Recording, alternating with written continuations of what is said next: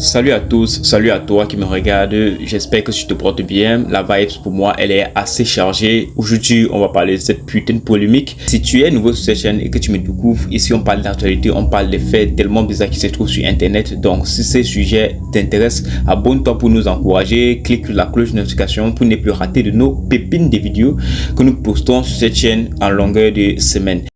Bon, Imra, il se dit beaucoup de choses sur lui. Ce que moi je pourrais dire le concernant, c'est un fait dont pas beaucoup de personnes ne parlent. C'est la constance dans la création.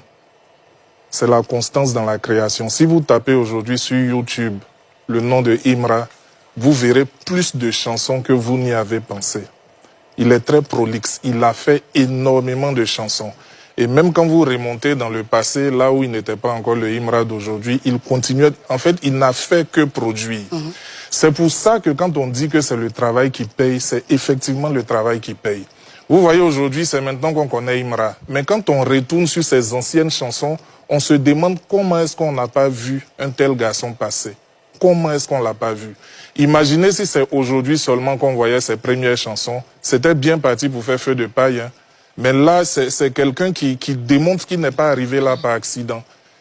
En fait, il travaille, c'est ça le truc. Après, on peut ne pas aimer la drill, on peut ne pas aimer le style qu'il aborde, mais il travaille. Et ceux qui aiment ça ont beaucoup de choses à écouter. Ils vont pas s'ennuyer.